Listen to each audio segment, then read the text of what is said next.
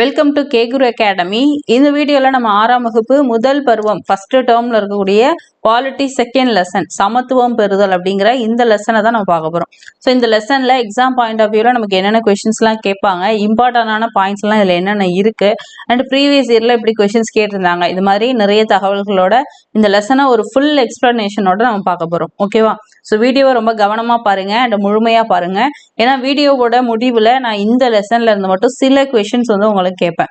So அதுக்கெல்லாம் answer பண்ண முடியுதா அப்படிங்கிறத செக் பண்ணுங்க. ஓகேவா?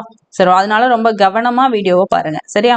நம்ம இதுக்கு முன்னாடி ப்ரீவியஸா எவ்வளவு லெசன் என்ன பார்த்தோம் அப்படின்னா பன்முகத்தன்மையினை அறிவோம் அப்படின்னு பார்த்தோம். ஸோ அப்போஸ் அந்த வீடியோ பார்க்கல அப்படின்னா நான் டிஸ்கிரிப்ஷன்ல லிங்க் தரேன், செக் பண்ணி பாருங்க. அண்ட் தனியா 6th ஸ்டாண்டர்டுக்கு நான் பிளேலிஸ்டும் கிரியேட் பண்ணி கொடுத்துருக்கேன். ஸோ இப்போ இதுல பாத்தீங்கன்னா பன்முகத்தன்மையினை அறிவோம்னு பொழுது நமக்கு இந்தியாவில் பார்த்தீங்கன்னா பல முகங்களுடைய அந்த பன்முகத்தன்மை அப்படிங்கிறது இருக்கு. அப்படி இருந்தாலும் நம்ம என்ன பண்றோம், வேற்றுமையில் ஒற்றுமை அப்படிங்கிற அந்த ஒரு கான்செப்டோட நம்ம இந்தியாவில் இருந்துட்டு இருக்கோம் அப்படின்னு பார்த்தோம். அதுதான் போன லெசனோட பேஸ். ஸோ அப்ப அதோட கண்டினியூட்டி தான் இங்க சமத்துவம் பெறுதல். இந்த சமத்துவத்துல நமக்கு என்னென்ன விஷயங்கள் சொல்றாங்கன்னா பாரபட்சம், அப்புறம் ஒரே மாதிரியான கருத்து, இதெல்லாம் அப்படின்னா என்ன அப்படிங்கிறத பார்க்க போறோம்.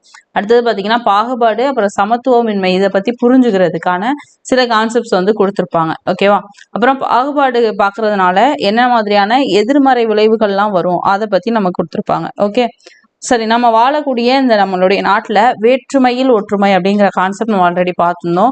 ஸோ அப்போ அந்த ஒரு கான்செப்டை நம்ம நம்பி வாழ்ந்துட்டு இருக்கோம் இல்லையா? அதனால நமக்கு வேறுபாடுகள் எல்லாத்தையும் கலைந்து பிறருடன் அமைதியாக நம்ம என்ன பண்றோம், வாழ்ந்துட்டு இருக்கோம். ஸோ இப்போ நம்ம வந்து ஏன் இப்படி அமைதியாக வாழ்றோம், நம்மளை வளர்த்தவங்க, நமக்கு முன்னாடி இருந்தவங்க நம்ம இப்படிதான் இருக்கணும்னு ஒரு ஸ்ட்ரக்சரை கொடுத்துருக்காங்க. ஸோ அதனால நம்ம அதை அப்படியே ஃபாலோ பண்ணிட்டு இருக்கோம் இல்லையா? அப்ப நமக்கு முன்னோர்கள் வந்து நீ அவனாடி இவனாடி வெட்டு குத்து இந்த மாதிரியான ஒரு ஸ்ட்ரக்சர் இல்லாம பாகுபாடு பாக்குற மாதிரி நம்ம வளர்த்துருந்தாங்க அப்படின்னா கண்டிப்பா நம்ம என்ன பண்ணிருப்போம், அந்த மாதிரி ஒரு வன்முறையோட பாகுபாடு பார்த்து அப்படிதான் வளர்ந்துருப்போம். அப்ப நமக்கான அந்த ஒரு விஷயங்கள்ல யார் நமக்கு இப்படி கொடுத்துருக்காங்கன்னா நமக்கு முன்னாடி இருந்த நபர்கள் தான். ஸோ அப்ப வேற்றுமையில் ஒற்றுமைங்கிற கான்செப்ட் வந்து வழி வழியா நமக்கு என்ன பண்ணுது, புகுத்தப்பட்டிருக்கு அப்படின்னு தான் சொல்லலாம். ஓகேவா? சரி, இந்த பன்முகத்தன்மை அப்படிங்கிறது பாத்தீங்கன்னா எப்போதும் ஏற்றுக்கொள்ளப்படுதான்னு கேட்டா இல்ல. மக்கள் வந்து தம்மிடமிருந்து வேறுபடும் புற மக்களிடம் பகைமை உணர்வை வந்து வச்சுக்கிறாங்க. இது நம்மளே பாக்குறோம் இல்லையா? ஒரு மதத்தை சேர்ந்தவங்களுக்கும் மற்ற மதத்தை சேர்ந்தவங்களுக்கும் இடையில ரேரா ஏதாவது ஒரு பிரச்சனை வருது இல்லையா? ஸோ அதுதான் சொல்றாங்க. அது மாதிரி இனம், மொழி சார்ந்து இது மாதிரி நிறைய ஏதோ ஒரு வேறுபாடு காரணமா எல்லா நேரமும் நம்ம ஒன்னா இருக்கோமான்னு கேட்டா அங்கங்க சில பிரச்சனைகள் எப்பவாவது வந்து வரதை நம்மளுமே பாக்குறோம். ஸோ அந்த மாதிரி விஷயத்தான் அவங்க சொல்லியிருக்காங்க. ஓகேவா? ஸோ அவர்கள் வந்து பிற இனத்தின் மீது ஒரு பொதுவான எண்ணத்தை கொண்டிருப்பது சமூகத்தினுடைய பதற்றத்திற்கு வழிவகுக்குது. இந்த மாதிரி நம்ம வந்து மற்றவர்களை குறைவா எடை போடுறதோ இல்ல நம்மளை நாம தாழ்வா நினைச்சுக்கிறதோ இது மாதிரியான விஷயங்கள்னால இங்க என்ன ஆகுது, நம்ம சமூகத்துல ஒரு பதற்றம் அப்படிங்கிறது ஏற்படுது. ஃபர்ஸ்ட் நம்ம பாரபட்சம் அப்படின்னா என்னன்னு பார்க்க போறோம். இது கண்டிப்பா பார்க்கணும். ஏன் அப்படின்னா பாரபட்சம் அப்படிங்கிறது வந்து பாரபட்சம் பார்க்க சொல்ல அந்த கான்செப்டை பத்தி பார்த்துக்கணும்னு சொன்னேன். சரியா? பாரபட்சம் பார்த்தீங்கன்னா மற்றவர்களை பற்றி எதிர்மறையான அல்லது தாழ்வான முறையில் கருதுறது. அதாவது பாரபட்சம்னா நமக்கு என்ன தெரியும், பார்ஷியாலிட்டி பார்க்குறான் அப்படின்னு சொல்லுவோம் இல்லையா? ஸோ அப்போ பார்ஷியாலிட்டிங்கிறது வந்து நம்மளுக்கு நெருக்கமான ஒருத்தருக்கு நம்ம வந்து ஃபேவர் பண்றது அப்படின்ற மாதிரி நம்ம சொல்லுவோம். ஆனா இங்க நமக்கு சரியான ஸ்டேட்மெண்ட் என்ன கொடுத்துருக்காங்கன்னா பாரபட்சம் அப்படிங்கிறது வந்து மற்றவர்களை பற்றி எதிர்மறையான அல்லது தாழ்வான முறையில் கருதல். அப்போ ஒருத்தவங்களை பத்தி நம்ம நெகட்டிவா நினைக்கிறது, அப்புறம் அவங்கள நமக்கு தாழ்வா நம்மளை விட கீழே அப்படின்ற மாதிரி நினைக்கிறது. ஸோ இந்த விஷயத்தான் பாரபட்சம் அப்படின்னு சொல்றோம். ஓகேவா?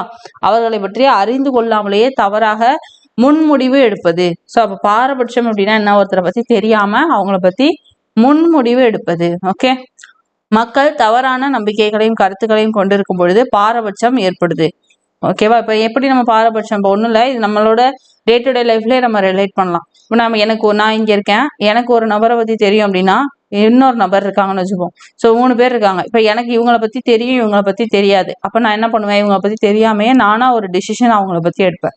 ஸோ இந்த மாதிரி விஷயத்தான் அவங்க சொல்லியிருக்காங்க. ஒருத்தவங்கள பத்தி தெரியாமலேயே அவங்கள பத்தி நம்மளே இவங்க இப்படிதான் அப்படின்னு அசியூம் பண்ணுவோம் இல்லையா? அதுதான் என்னது, பாரபட்சம். முன்முடிவு அப்படின்னா என்ன, முன் பிளஸ் முடிவு, அதுதான் வந்து பாரபட்சம் அப்படின்னு சொல்றாங்க. ஓகேவா? பாரபட்சம் அப்படிங்கிற அந்த வார்த்தை வந்து முன்முடிவை தான் குறிக்குது அப்படின்னு சொல்லியிருக்காங்க. இது ரொம்ப முக்கியம், நோட் பண்ணிக்கோங்க. இந்த லெசன்ல இப்போ இவ்வளவு நேரம் நம்ம பார்த்துட்டு இருந்ததுல முக்கியமான பாயிண்ட் வந்து இதுதான். முன்முடிவு அப்படின்னா முன் பிளஸ் முடிவு, அதை பாரபட்சம் அப்படின்னு சொல்லலாம். பாரபட்சம் அப்படிங்கிறது முன்முடிவை தான் குறிக்குது. அடுத்தது பாருங்க, பாரபட்சம் மக்களிடையில அந்த மத நம்பிக்கை, அவர்களுடைய வாழக்கூடிய பகுதி, நிறம், மொழி, உடை, இது எல்லாத்தையும் அடிப்படையா வச்சு, இதுல நிறைய விஷயங்களை அடிப்படையா வச்சு இந்த பாரபட்சம் அப்படிங்கிறது இருக்கு.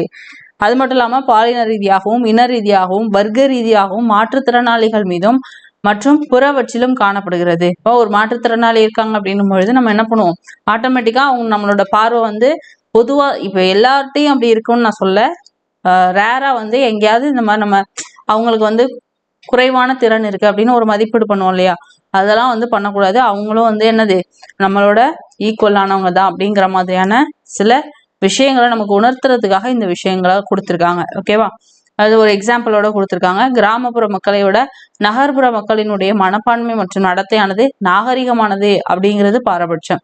ஏன் அப்படின்னா கிராமப்புற மக்கள் ஆக்சுவலா இன்னும் நம்ம கவனிச்சு பார்த்தோம் அப்படின்னா கிராமப்புற மக்கள்ல சிலர் பார்த்தீங்கன்னா நகரங்கள்ல வாழ்றவங்களை விட ரொம்ப நாகரிகமா இருக்கிறதுக்கான வாய்ப்புகளும் இருக்கு.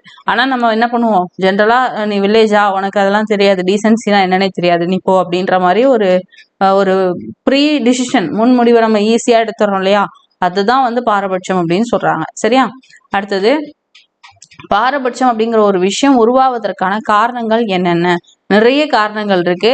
ஒண்ணு வந்து சமூகமயமாக்கல், அடுத்தது நிர்ணயிக்கப்பட்ட நடத்தை, ஆல்ரெடி நம்ம வந்து டிசைட் பண்ண கேரக்டர்ஸ், பொருளாதார பயன்கள், மூணாவது என்னது பொருளாதார பயன்கள், அடுத்தது சர்வாதிகார ஆளுமை, இனமைய கொள்கை, கட்டுப்பாடான குழு அமைப்பு, முரண்பாடுகள். ஸோ இதெல்லாம் தான் என்னது ஒரு பாரபட்சம் உருவாகிறதுக்கான காரணங்களா இருக்கு. சரி, இது ரொம்ப முக்கியம்னு நான் சொல்ல மாட்டேன், ஆனா 7 விஷயங்கள் இருக்குன்னு தெரிஞ்சுக்கோங்க. ஜஸ்ட் இதெல்லாம் என்னன்ற அந்த கான்செப்ட்ஸை உள்வாங்கிக்கோங்க. இதனாலலாம் அந்த பாரபட்சம் அப்படிங்கிற ஒரு விஷயம் இருக்கு அப்படிங்கிறத தெரிஞ்சுக்கோங்க போதும். ஒரே மாதிரியான கருத்துனா என்ன, நம்ம வந்து எந்த கருத்தா வேணாலும் இருக்கலாம், அது பாசிட்டிவ், நெகட்டிவ், நல்ல கருத்து, கெட்ட கருத்து, எதுவா வேணாலும் இருந்துட்டு போட்டோம்.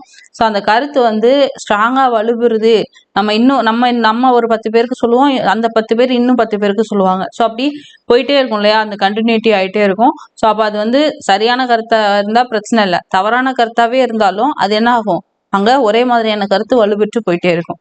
ஸோ அதை பத்தி தான் பார்க்க போறோம். நம்ம மேல பார்த்த சில காரணங்கள்னால பாரபட்சம் நடக்குதுன்னு. ஸோ அப்ப அந்த பாரபட்சமான ஒரு கருத்து பார்த்தீங்கன்னா வலுப்பெறும் போது ஒரே மாதிரியான கருத்தா அது வளர்ச்சி அடையுது. குறிப்பிட்ட ஏதோ ஒரு விஷயத்த பத்தின தவறான கருத்தோ அல்லது பார்வையோ ஒரே மாதிரியா அனைவரிடமும் உருவாவது ஒரே மாதிரியான கருத்து உருவாக்கம் அப்படின்னு நம்ம சொல்லலாம். ஒரே கருத்து எங்க உருவாகுதோ அது ஒரே மாதிரியான கருத்து அப்படின்னு சொல்லிடலாம். இதுக்கு எக்ஸாம்பிள் நிறைய கொடுத்துருக்காங்க. ஃபர்ஸ்ட் பாருங்க, பெண்கள் வந்து விளையாட்டுக்கு உகந்தவர்கள் அல்ல அப்படிங்கிறது வந்து ஒரு கருத்தா சொல்றாங்க. இது வந்து ஜென்ரலா இருக்கு, ஏன்னா அவங்களால பிசிக்கலி அவங்க ஸ்ட்ராங் கிடையாது. ஸோ வந்து அவங்களால எல்லா கேம்லயும் பார்ட்டிசிபேட் பண்ண முடியாது. அந்த மாதிரிலாம் சில ஜென்ரலான ஒரு இது சொல்றாங்க இல்லையா. ஸோ அது பார்த்தீங்கன்னா சின்ன பிள்ளையில இருந்தே அப்படியே சொல்லி சொல்லி என்ன பண்ணிடுறாங்க, ஒரே கருத்தா கொண்டு வந்துட்டாங்க. அதே மாதிரி தான் அடுத்தது பாருங்க, இப்போ உதாரணத்துக்கு இங்க என்ன கொடுத்துருக்காங்கன்னா ஒரு ஃப்ரெண்ட் இருக்காரு, அந்த நம்மளே இமேஜின் பண்ணிக்கலாம், இதுல உள்ளதுதான் பார்க்கணும்னு இல்லை, ஜஸ்ட் நம்மளோட ஃப்ரெண்டுக்கே வந்து என்ன ஆகுது, ஒரு பந்து வந்து அவங்க மேல பட்டுருது. ஸோ அப்போ அவனுக்கு வலி தாங்க முடியாம அழறான். அழும் பொழுது சுத்தி இருந்தவங்க எல்லாம் என்ன பண்றாங்க, அவனை பார்த்து சிரிக்கிறாங்க. சிரிக்கும் போது இப்போ எனக்கு பர்சனலா அவனுக்கு வலிக்குது அதனாலதான் அழுகிறாங்கிறது தெரியுது.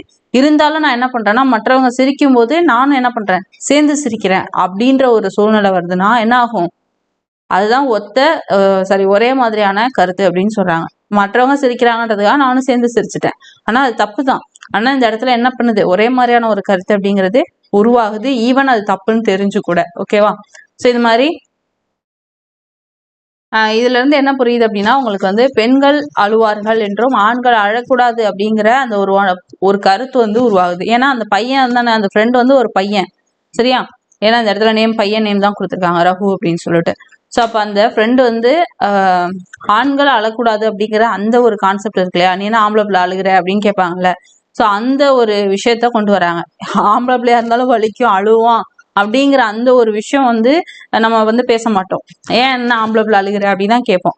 ஸோ அப்ப சில விஷயங்களை நமக்கு தெரியாமலே நம்ம என்ன பண்றோம், நம்மளுடைய லைஃப்ல யூஸ் பண்ணிட்டு இருக்கோம், அதுதான் சொல்றாங்க. சரியா, அடுத்தது இது மாதிரி பாலின அடிப்படையில மாறாத கருத்தை வந்து நமக்கு என்ன பண்ணுது, திரைப்படம், விளம்பரம், தொலைக்காட்சி, இது மாதிரியான மற்ற இதுல வந்து சித்தரிக்கப்படுறத நம்ம பார்க்குறோம். சரியா, அடுத்தது பாருங்க, சலவை கட்டி, சலவை இயந்திரம், பாத்திரங்களை கழுவுதல் தொடர்பான அனைத்து விளம்பரங்கள். ஸோ இப்போ இதெல்லாம் வந்து பெண்கள் வீட்டில் செய்யக்கூடிய வேலை, வீட்டு அந்த அந்த இது பொருள் தொடர்புடைய விளம்பரங்கள்ல என்ன பண்ணுவாங்க, பெண்களை முன்னிறுத்தி விளம்பரம் செய்வாங்க. அது மாதிரி பார்த்தீங்கன்னா இருசக்கர வாகனம், அந்த கார் விளம்பரம், இது மாதிரி இதுக்கெல்லாம் பார்த்தீங்கன்னா ஆண்களை முன்னிறுத்தி விளம்பரம் பண்ணுவாங்க. ஸோ அப்போ இந்த மாதிரி நமக்கு என்ன பண்ணிடுறாங்க, பாலின அடிப்படையில் நிறைய வேறுபாடுகளை வந்து கொண்டு வந்திருக்காங்க. ஸோ இதெல்லாம் வந்து கொண்டு வந்திருக்காங்கன்னு சொல்றதை விட இப்பவுமே நம்ம அதெல்லாம் பண்ணிட்டு தான் இருக்கோம் இல்லையா, அதனால அது ஒரே மாதிரியான கருத்து அப்படின்னு சொல்லி மாறாத ஒரு கருத்து இருக்கிறத சொல்லியிருக்காங்க. நெக்ஸ்ட் பாருங்க, சமத்துவமின்மை மற்றும் பாகுபாடு. சமத்துவமின்மை அப்படிங்கிறது வந்து ஒருவர் மற்றொருவரை பாகுபாடுடன் நடத்துவது, ஒருத்தர் மற்றொருவரை பாகுபடுத்தி பார்க்கறது. ஜாதி ஏற்றத்தாழ்வு, மத சமத்துவமின்மை, அடுத்தது பார்த்தீங்கன்னா இன வேறுபாடு, பாலின வேறுபாடு போன்ற பல்வேறு ஏற்றத்தாழ்வுகள் வந்து பாகுபாட்டை வளர்க்குது. ஸோ எல்லாமே பாகுபாடு. சமத்துவமின்மைனா என்ன, பாகுபடுத்தி பார்க்கறது. நீ உயர்ந்தவன் நான் தாழ்ந்தவன்ற மாதிரி என்ன பண்ணக்கூடாது, பாகுபடுத்தி பார்க்கக்கூடாது, எல்லாரையும் சமமாக நினைக்கணும், சமத்துவமின்மையோடு அணுகக்கூடாதுங்கிறது தான் சொல்லியிருக்காங்க. சரியா, இதில் எல்லாமே ஜென்ரலாக இதுதான் இருக்கும். இந்த லெசனை பொறுத்த வரைக்கும் பாக்ஸ் தான் ரொம்ப ரொம்ப முக்கியம். சரியா, இனவெறிக்கு முடிவு. தென்னாப்பிரிக்கால பார்த்தீங்கன்னா முன்னாள் அதிபர் யாரு, நெல்சன் மண்டேலா. ஸோ இவர் தான் அந்த நெல்சன் மண்டேலா. இவர் 27 வருஷம் என்ன பண்ணியிருப்பாரு, சிறையில இருந்திருப்பார், ஜெயில இருந்திருப்பார். சரியா, சிறை வாழ்க்கைக்கு பின்னர் 1990, ஆக்சுவலா இந்த லெசன்ல உங்களுக்கு கீழே வந்து அம்பேத்கரை பத்தி ஒரு பாக்ஸ் வரும். இந்த 1990ங்கிற வருஷம் அம்பேத்கருக்கும் இருக்கும். ஸோ ரொம்ப முக்கியமான வருஷம் நோட் பண்ணிக்கணும். சரியா, இந்த 1990ஆம் ஆண்டு தான் யார், இந்த நெல்சன் மண்டேலா அவர்கள் விடுதலை ஆகிறாரு. இவர் தென்னாப்பிரிக்கால இனவெறிக்கு எதிராக போராடி முடிவு கட்டின ஒரு நபர். தென்னாப்பிரிக்கால உலக அளவில் அமைதி நிலவவும் மனித உரிமைக்கான போராட்டத்தில் முன்னோடியாகவும் திகழ்ந்தவர் யாரு, நெல்சன் மண்டேலா. ஸோ அப்போ மண்டேலாவை ஞாபகம் வச்சுக்கணும். 27 வருஷம் சிறையில இருந்திருக்காரு. 27 வருஷம் 1990ல என்னது விடுதலை ஆயிருக்காரு. சரியா, அடுத்தது பாருங்க, ரொம்ப முக்கியமானது ஆர்டிகிள் 15. ஆர்டிகிள் 15 அதாவது சட்ட பிரிவு அப்படின்னு சொல்லுவோம் இல்லையா, குடிமக்களுக்கு எதிரான மதம், இனம், ஜாதி, பாலினம், பிறப்பிடம் இதன் அடிப்படையில பாகுபாடு அப்படிங்கிற ஒரு விஷயத்த காட்டக்கூடாது அப்படின்னு சொல்லி எந்த ஆர்டிகிள் சொல்லுதுன்னா நம்மளுடைய சட்டப்பிரிவு 15 வந்து அறிவுறுத்துது.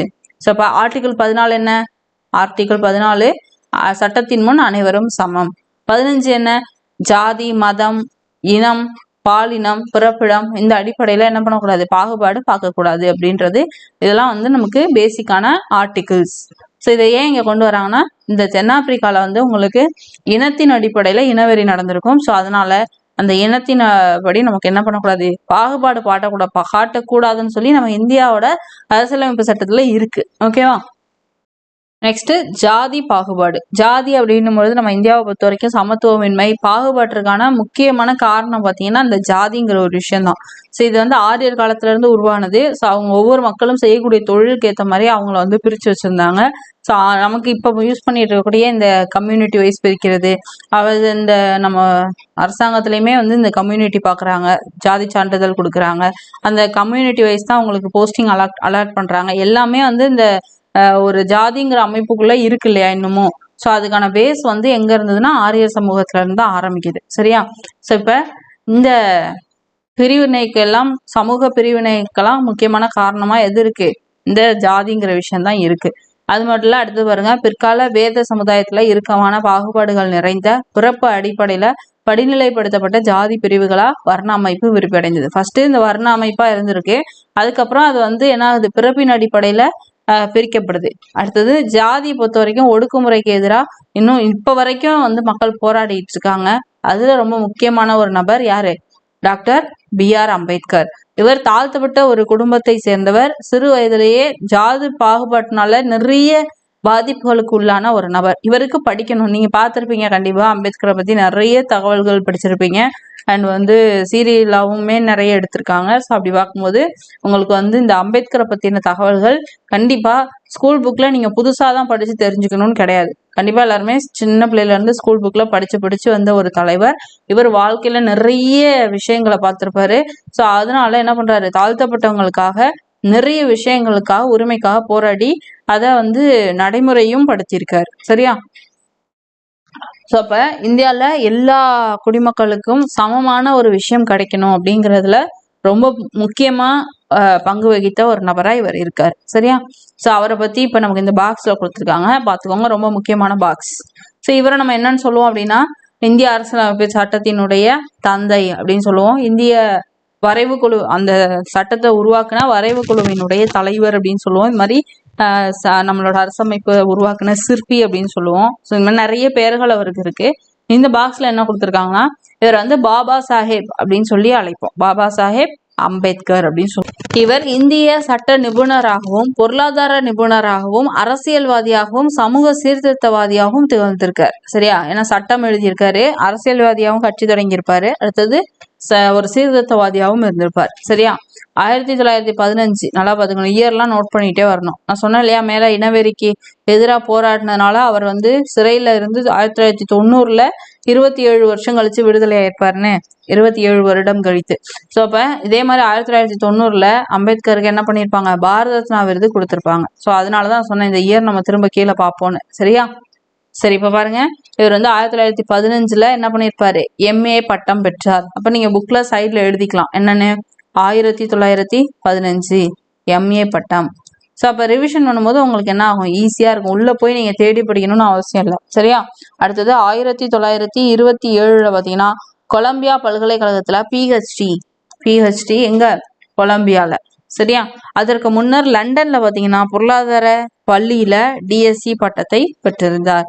இந்திய அரசியலமைப்பு நிர்ணய சபையினுடைய வரைவு குழுவின் தலைவராக இருந்தவர். இவர் இந்திய அரசியலமைப்பினுடைய தந்தையாகவும் கருதப்படுகிறார். இந்த இந்திய சுதந்திர இந்தியாவினுடைய முதல் சட்ட அமைச்சர் யாருன்னு கேட்டாலும் யாரு, அம்பேத்கர் தான். அவர் மறைவுக்கு அப்புறமா 1990 உங்களுக்கு என்ன இருக்கும், அம்பேத்கருக்கு பாரத ரத்னா விருது வந்து கொடுத்திருப்பாங்க. ஓகே, சரி. அப்படியே பாருங்க, பாலின அடிப்படையில பாகுபாடு. நம்ம முன்னாடியே பார்த்தோம், பாலின அடிப்படையில ஆண்கள் பெண்கள்னு சொல்லி நமக்கு என்ன பண்ணியிருக்காங்க, பாகுபடுத்தி வச்சிருக்காங்க. ஒரு பெண் இதுக்கு எக்ஸாம்பிள் கொடுத்துருக்காங்க பாருங்க, பள்ளி படிப்பை முடித்த பெண் கல்லூரிக்கு செல்ல அனுமதி இல்லை. இதை போன்று பெரும்பான்மையான பெண்கள் அவர்கள் விரும்பும் வாழ்க்கையை தேர்ந்தெடுக்க அனுமதிக்கப்படாமல் திருமணத்தில் தள்ளப்படுகின்றனர். இன்னும் ஒரு சில குடும்பங்களில் பெண் பிள்ளைகளை நவீன ஆடைகளை அணிந்திட அனுமதிக்கப்படுவதில்லை. ஆனால் குடும்பத்தின் ஆண் பிள்ளைகள் அவ்வகையான ஆடைகளை அணிந்திட அனுமதிக்கப்படுறாங்க. ஸோ இது வந்து பாத்தீங்கன்னா இப்போ அந்த அளவுக்கு இல்லை. பட் வந்து என்னது, முன்னாடியெல்லாம் ரொம்ப தீவிரமா இது இருந்துச்சு. சரியா? பாலின அடிப்படையில இப்ப பாகுபாடு அப்படிங்கிறது ரொம்ப ரொம்ப குறைஞ்சிருக்கு. அடுத்து மத பாகுபாடு. மதம் அப்படின்னும் பொழுது நமக்கு முன்னாடி நம்ம எல்லாமே அந்த டைட்டில் மட்டும் பார்த்துக்கோங்க, உள்ள ரொம்ப டெப்தா தேவையில்லை. சரியா? மத அடிப்படையில பாகுபாடு பார்க்கறது தான். அடுத்தது சமூக பொருளாதார சமத்துவமின்மை. சமூகம் அப்படின்னும் பொழுது நமக்கு தெரியும், பொருளாதாரம் போது பினான்சியல் ஸ்டேட். சரியா? சமூக பொருளாதார தளத்துல வளர்ச்சியினுடைய பயன்கள் சமமாக பரவுறது கிடையாது. குறைவான தொழில் வளர்ச்சி, குறைவான வேளாண்மை உற்பத்தி, குறைவான வேளாண்மை உற்பத்தின்னும் பொழுது அங்க கண்டிப்பா வருமானம் வந்து குறைஞ்சிரும். சரியா? அடுத்தது குறைவான மனித மேம்பாடு. இதெல்லாம் குறைந்த வருவாய் மாவட்டங்களோடு தொடர்புடையது. இதே மாதிரி கல்வி அறிவு குறைந்த விகிதம் உள்ள மாவட்டங்கள் குறைவான பாலின விகிதத்துடன் காணப்படுகிறது அப்படின்னு கொடுத்திருக்காங்க. சரியா? அடுத்தது பாருங்க, சமத்துவமின்மை மற்றும் பாகுபாட்டினை நீக்குவதற்கான தீர்வுகள். ஸோ இதெல்லாம் நீக்கிறதுக்கு என்னென்ன தீர்வுகள் இருக்கு அப்படிங்கிறத ஜஸ்ட் ரீட் பண்ணிக்கோங்க, ரொம்ப முக்கியம் கிடையாது. சரியா? அடுத்தது இதுதான் ரொம்ப ரொம்ப முக்கியமானது, என்ன, எழுத்தறிவு விகிதம். 2000 நான் சொல்லியிருக்கேன் ப்ரீவியஸ் லெசன் டீச் பண்ணும் போதே, 10 வருடங்களுக்கு ஒரு தடவை நமக்கு மக்கள் தொகை கணக்கெடுப்பு அப்படிங்கிறது நடக்கும். 2011ஆம் ஆண்டு நடைபெற்ற மக்கள் தொகை கணக்கெடுப்பின்படி எழுத்தறிவு விகிதம் வந்து ஒவ்வொரு மாவட்டத்திலையும் எப்படி இருந்தது அப்படிங்கிற டேட்டா நமக்கு கொடுத்துருப்பாங்க. ஸோ அதுல பார்த்தீங்கன்னா ஃபர்ஸ்ட் 4 இடம் எழுத்தறிவுல முதல் இடம் பார்த்தீங்கன்னா கன்னியாகுமரி. ஏன்னா இது கேரளாவுக்கு பக்கத்துல இருக்கிறதுனால அதிக மக்கள் வந்து நல்லா படிப்பாங்க. சரியா? அப்போ அவங்களுக்கு எழுத்தறிவு விகிதம்ங்கிறது அதிகமா இருக்கும். ஃபர்ஸ்ட் உள்ளது கன்னியாகுமரி, 2வது சென்னை. சென்னையை பொறுத்த வரைக்கும் உங்களுக்கு 90.33%, கன்னியாகுமரி 92.14%. அடுத்தது 3வது இடத்துல தூத்துக்குடி 86.52%. 4வது இடத்துல நீலகிரி 85.65%. இது ஃபர்ஸ்ட் 4 பிளேசஸ். அடுத்தது பாத்தீங்கன்னா உள்ளதுல கடைசி 4 பிளேசஸ் குறைவான அந்த சதவிகிதம் உள்ளதுல லாஸ்ட் வந்து தர்மபுரி 64.71. அடுத்து அரியலூர் 71.99. அடுத்தது விழுப்புரம் 72.08. கிருஷ்ணகிரி 72.62. 4 1. ஆக்சுவலாக இது வந்து இப்படி ஆர்டரில் போகும். உள்ளதுல லாஸ்ட் பிளேஸில் எது இருக்குன்னா தர்மபுரி இருக்கும். சரியா? இப்போ 2 கொஸ்டின் எப்படி கேட்பாங்க? 2011ஆம் ஆண்டு கணக்கெடுப்பில் எழுத்தறிவு விகிதத்தில் 3வது இடத்தில் உள்ள மாவட்டம் எது அப்படின்னு கேட்பாங்க. அப்போ 3வது இடத்துல என்ன இருக்கும்? தூத்துக்குடி இருக்கும். சரியா? ஸோ இப்படி தான் வந்து இதில் கொஷின்ஸ் வரும். நீங்கள் இதுக்கான ஆன்சர்ஸை கொடுக்குற மாதிரி இருக்கும். அதே மாதிரி கடைசி இடத்துல எது இருக்குன்னு கேட்பாங்க. தர்மபுரி இருக்கு. ஸோ இந்த மாதிரி ஆர்டரை மட்டும் படித்து வச்சுக்கோங்க. அடுத்தது பாலின விகித அடிப்படையில் அந்த 2011ஆம் ஆண்டு கணக்கெடுப்புப்படி பாலின விகிதத்தை நம்ம படிச்சு வச்சுக்கணும். இது வந்து பாலின விகிதம் அப்படிங்கிறது ஃபர்ஸ்ட் என்னன்னு சொல்லிடுறேன். பார்த்தீங்கன்னா 1000 ஆண்களுக்கு நிகரான பெண்களினுடைய எண்ணிக்கை. இது வந்து ஆண்கள். சரியா? ஆண்களுடைய கவுண்ட் வந்து மாறாது. இது எப்போதுமே 1000 தான். ஸோ அப்போ ஆண்களுக்கு நிகரான பெண்கள் எத்தனை பேர் இருக்காங்க, இதெல்லாம் பெண்களினுடைய அந்த கவுண்ட்டு ஒவ்வொரு மாநிலத்துல எப்படி ஒவ்வொரு மாவட்டத்துல எப்படி இருக்கு அப்படிங்கிறத கொடுத்துருக்காங்க. ஸோ இது வந்து நம்ம இன்னும் ஹையர் கிளாஸஸ் போகும்போது ரொம்ப டீட்டெயிலாகவே படிப்போம். ஒவ்வொரு மாநிலத்தில் எப்படி இருக்குது அப்படிங்கிறது வேற. சரியா? இப்போதைக்கு நம்ம வந்து மாவட்டத்தை பார்க்கலாம். ஃபர்ஸ்ட் பார்த்தீங்க அப்படின்னா நீலகிரியில் ஆண்களுக்கு நிகரான பெண்களின் எண்ணிக்கை 1041. அடுத்தது தஞ்சாவூரை பொறுத்த வரைக்கும் 1031. நாகப்பட்டினம் 1025. தூத்துக்குடி திருநெல்வேலி ரெண்டுமே பார்த்தீங்கன்னா 4th பிளேஸ்ல இருக்கு, 1024. அப்போ ஆண்களுக்கு நிகரான பெண்கள் வந்து இந்த கவுண்ட்ல இந்த மாவட்டங்கள்ல இருக்காங்க. பாலின விகிதத்திலையும் குறைவா உள்ளது எது? தர்மபுரி 946. எழுத்தறிவு விகிதமும் அதுதான் பார்த்தோம் இல்லையா? அப்ப இதுல இருந்து என்ன சொல்றாங்க, நம்ம மேல ஒரு கான்செப்ட் பார்த்தோம். என்ன பார்த்தோம் பாருங்க. கல்வியறிவு குறைந்த விகிதம் உள்ள மாவட்டங்கள் குறைவான பாலின விகிதத்தோடு காணப்படுகின்றன. புரிஞ்சுதா? அதாவது எழுத்தறிவு அப்படிங்கிறதுல கடைசியா இருக்கிறது வந்து தர்மபுரி. அதே மாதிரி பாலின விகிதத்திலையும் கடைசியா இருக்கிறது என்னது? தர்மபுரி. ஸோ அதுதான் அங்க சொல்லியிருக்காங்க. அடுத்தது பாருங்க. இப்போ இந்த பாக்ஸ் எல்லாம் கண்டிப்பா படிச்சிருக்கணும். இது வரைக்கும் நம்ம 4 பாக்ஸ் பார்த்துருக்கோம். சரியா? அடுத்தது பாருங்க. ஆர்டிகிள் 14, ஆர்டிகிள் 15 பார்த்துட்டோம். இப்போ 14 சட்டத்தின் முன் அனைவரும் சமம் அப்படின்னு சொல்லக்கூடிய சட்டப்பிரிவு. அடுத்தது நெக்ஸ்ட் நம்ம பார்க்க போறது பாத்தீங்கன்னா இந்த சாதனையாளர்கள்ல நம்ம முதலாவது ஆளா பார்க்க போறது டாக்டர் APJ அப்துல் கலாம் அவர்கள். இவருடைய காலம் 1931 இருந்து 2015 வரைக்கும். இந்த லெசன்ல நமக்கு பாக்ஸ் கொஸ்டின்லாம் எந்த அளவுக்கு முக்கியமோ அதே அளவுக்கு இந்த பேஜ் ரொம்ப ரொம்ப முக்கியம். சரியா? சரி, இப்ப இந்த அப்துல் கலாம் பத்தி நம்ம பார்த்தோம் இல்லையா? இவர் வந்து இந்தியாவினுடைய 11வது குடியரசுத் தலைவரா இருந்திருப்பார். சரியா? இப்ப அவுல் பகீர் ஜெயினுலாப்தீன் அப்துல் கலாம் அப்படிங்கிறது தான் இவருடைய ஃபுல் நேமு. இவர் ராமேஸ்வரத்துல ஒரு இஸ்லாமிய குடும்பத்துல பிறந்த ஒரு நபர். இந்தியாவினுடைய 11வது குடியரசு தலைவர், மக்களுடைய குடியரசுத் தலைவர் அப்படின்னு சொல்லி அன்போடு நினைக்கப்படுறார். சரியா? நம்ம இப்போவும் அப்துல் கலாம் குடியரசுத் தலைவர்னாவே அப்துல் கலாம் ஞாபகம் வர அளவுக்கு ரொம்ப நமக்கு நெருக்கமான ஒரு நபரா அப்துல் கலாம் அவர்கள் இருந்திருக்காரு. சரியா? அடுத்த பாருங்க. இவர் ராமநாதபுரத்தில் பள்ளி படிப்பையும், அப்ப எங்க ஸ்கூல் படிச்சிருக்காரு? ராமநாதபுரத்துல பள்ளி படிப்பையும், திருச்சியில பாத்தீங்கன்னா செயின்ட் ஜோசப் கல்லூரியில பட்டப்படிப்பையும் படிச்சிருக்காரு. ஸோ இப்போ காலேஜ் நேம் நீங்க இந்த சின்ன சின்ன பாயிண்ட்ஸ் இருக்கு இல்லையா? இப்போ இந்த டெக்ஸ்டே பாத்தீங்கன்னா ரொம்ப குட்டியா இருக்கு. கரெக்டா? அப்போ நீங்க ரிவிஷன் பண்ணும்போது என்ன பண்ணுவீங்க? இந்த பேஜ் எல்லாம் கவனிக்காம போறதுக்கு வாய்ப்பு இருக்கு. ஸோ அப்போ அதனால உங்கள்கிட்ட கலர் பென், அதாவது ரெட், ப்ளூ, பிளாக், அது மாதிரி கலர் பென்ஸ் வச்சுக்கோங்க. பென்சில்ல எழுதாதீங்க, பேனா வச்சுக்கோங்க. அப்ப சைட்ல வந்து இந்த மாதிரி எழுதிக்கோங்க. ஓகேவா? 11வது குடியரசு தலைவர். இந்த மாதிரி சின்ன சின்ன ஹின்ஸா எழுதிட்டீங்கன்னா ரிவிஷன் பண்ணும்போது இதை மட்டும் கூட நீங்க பார்த்துட்டு போகலாம். 1997 பாரத ரத்னா விருது வாங்கினாரு. அப்புறம் இந்த புத்தகங்கள்லாம் எழுதியிருக்காரு அப்படின்னு புத்தகத்தினுடைய பெயர் இதெல்லாம் இப்படி சைட்ல எழுதிட்டீங்கன்னா உள்ள போய் நீங்க படிச்சு பார்க்கணும்னு அவசியம் இல்லை. சரியா? சரி, அடுத்தது பாருங்க. திருச்சியில செயின்ட் ஜோசப் கல்லூரியில பட்டப்படிப்பை படிக்கிறாரு. சென்னை தொழில்நுட்ப கல்லூரியில விண்வெளி பொறியியல் படிப்பிற்கு அப்புறமா பாதுகாப்பு ஆராய்ச்சி மற்றும் மேம்பாட்டுத்துறை, அதாவது DRDOன்னு சொல்லுவாங்க. சரியா? DRDO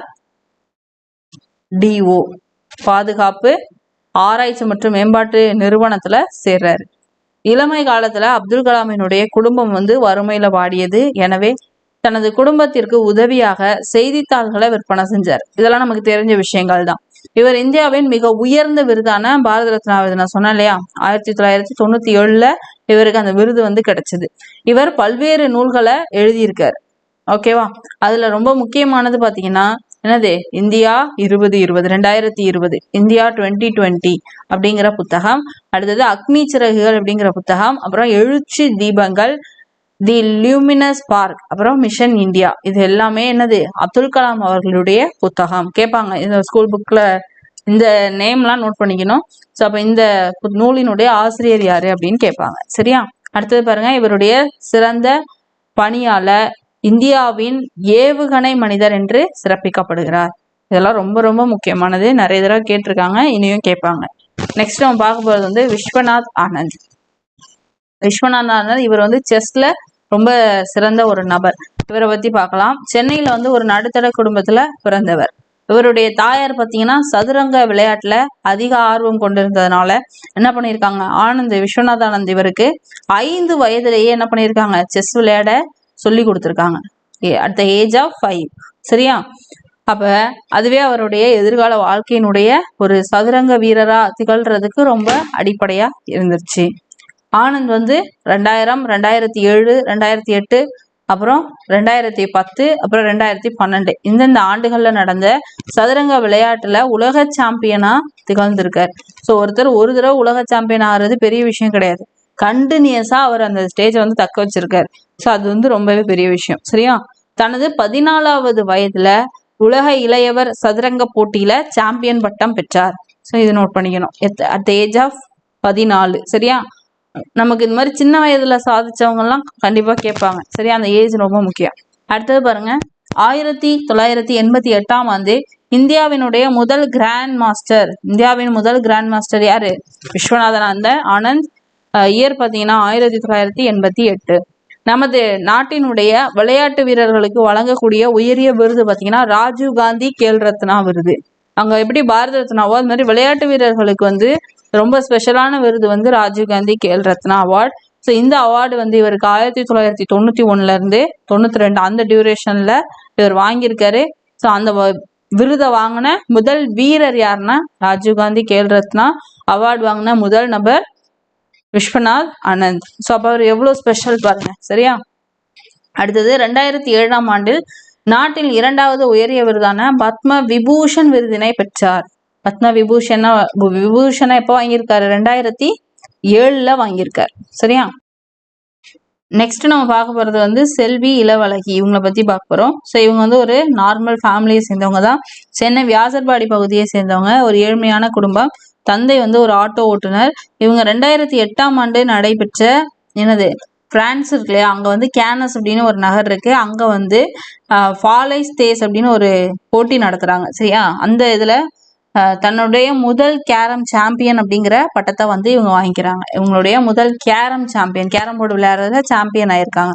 சரியா? அதே ஆண்டில் தேசிய கேரம் சாம்பியன் போட்டியில் முந்தைய உலக சாம்பியனான ரேஷ்குமாரியை தோற்கடித்து வெற்றி பெற்றார். அப்ப யாரை தோற்கடிச்சாங்கன்றத பாத்துக்கணும், இயர் பாத்துக்கணும். ஓகேவா? 2008. நெக்ஸ்ட் பாருங்க, திரு மாரியப்பன் தங்கவேலு. கண்டிப்பா இவங்களை பத்தி எல்லாருக்குமே தெரிஞ்சிருக்கும். மாரியப்பன் தமிழ்நாட்டினுடைய சேலம் மாவட்டத்தில் பிறந்த ஒருத்தவங்க. இவங்களுடைய தாயார் வந்து தனி நபராக இருந்து செங்கல் சூளையில வேலை செஞ்சு காய்கறிகள் விற்பனை செய்து ஒரு நாளைக்கு 100 ரூபாய் ஊதியம் பெற்று இவரை வளர்த்தார். ஸோ அப்போ ஒரு நாளைக்கு 100 ரூபாய் மினிமம் பாத்துங்க, மினிமம் மேக்சிமம்னு கொடுக்கல, 100 ரூபாய் தான் அவங்க சம்பளம்னு கொடுத்துட்டாங்க. ஸோ அப்போ அந்த சம்பளத்துல இவங்களை வளர்த்துருக்காங்க. இவருக்கு விபத்தின் காரணமாக வலது காலில் நிரந்தர பாதிப்பு ஏற்பட்டது. இத்தகைய பின்னடைவு இருந்த போதும் பள்ளி கல்வியை வந்து இவங்க முடிச்சிருக்காங்க, ஸ்கூல் படிச்சு முடிச்சிட்டாங்க. நான் பிற மாணவர்களை விட வேறுபாடு கொண்டவன் என நினைத்ததில்லை அப்படின்னு சொல்லி யார் சொல்றா? இந்த மாரியப்பன் தங்கவேலு அவர்கள் சொல்லியிருக்காங்க. 2016ஆம் ஆண்டு நடைபெற்ற ரியோ பாராலிம்பிக் அந்த கேம்ஸ்ல ஆண்களினுடைய உயரம் தாண்டுதல்ல T42 போட்டிகள்ல 1.89 மீட்டர் உயரம் தாண்டி பதக்கத்தை வென்றிருக்காங்க. ஸோ அதனால இவங்கள தங்க மகன் அப்படின்னு சொல்லுவாங்க. சரியா? இந்த சாதனையாளர்கள்லாம் பார்த்தீங்கன்னா ஒரு நார்மல் பேக்ரவுண்ட்ல இருந்து வந்து பெரிய அளவுல சாதித்த நபர்கள். சரி, அடுத்தது பாருங்க, இவ்வளவு நேரம் நம்ம பார்த்ததை ஃபாஸ்டா ரிவிஷன் பண்ணிடலாம். பாரபட்சம் அப்படிங்கிறது நம்ம சொன்னோம், மற்றவர்களை பத்தி நெகட்டிவா நினைக்கிறது, தாழ்வா கருதுறது. ஒரே மாதிரியான கருத்து அப்படிங்கிறது ஏதாவது ஒரு விஷயத்த பத்தி நம்ம தவறா நினைக்கிறது, அதை அப்படியே வலுப்படுத்திட்டு மற்றவங்களுக்கும் பரப்புறது. பாகுபாடு அப்படிங்கிறது மக்களின் மீது ஏற்படுத்தி கொள்ளும் தவறான செயல். பாகுபாடு அப்படிங்கிறது நிறம், வர்க்கம், மதம், பாலினம், மொழி இதன் அடிப்படையில ஏற்படக்கூடியது. சமத்துவமின்மை பாகுபாட்டிற்கான மிகவும் முக்கியமான காரணம் எது அப்படின்னா ஜாதி அமைப்பு தான்.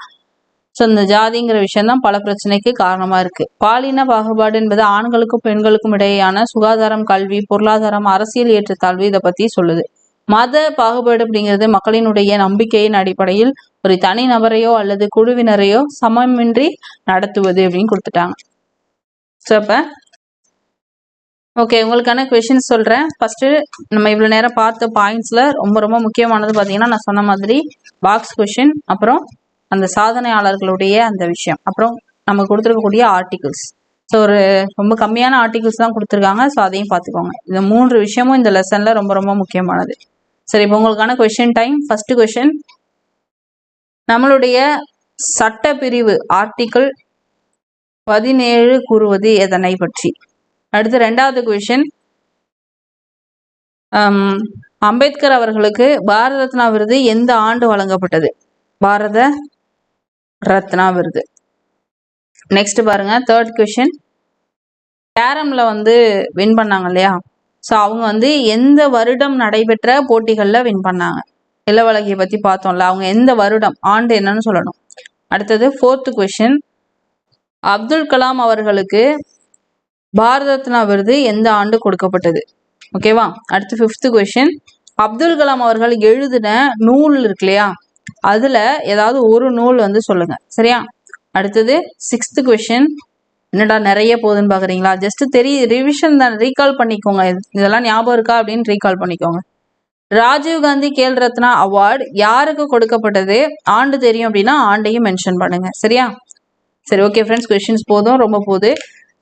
மற்ற பாயிண்ட்ஸ்லாம் உங்களால் எந்த அளவுக்கு ரிவிஷன் பண்ண தெரியுது, ரிவைஸ் பண்ண முடியுது அப்படிங்கிறத செக் பண்ணுங்க. இது ஒரு தடவை வீடியோ பார்க்கும்போது தான். சரியா? ஸோ இப்போ இதே லெசனை நீங்கள் திரும்ப திரும்ப படிக்கும்பொழுது கண்டிப்பாக அத்தனை பாயிண்ட்ஸும் உங்களுக்கு ஃபிங்கர் டிப்பில் இருக்கும். அதுக்கு நான் கேரண்டி. சரியா? சரி ஃப்ரெண்ட்ஸ், இந்த வீடியோ உங்களுக்கு கண்டிப்பாக யூஸ்ஃபுல்லாக இருந்திருக்கும். இதே மாதிரி அடுத்து வேறொரு தகவலில் உங்களை சந்திக்கும் வரை உங்களிடமிருந்து விடைபெறுவது Kamali from K Guru academy. Thank you.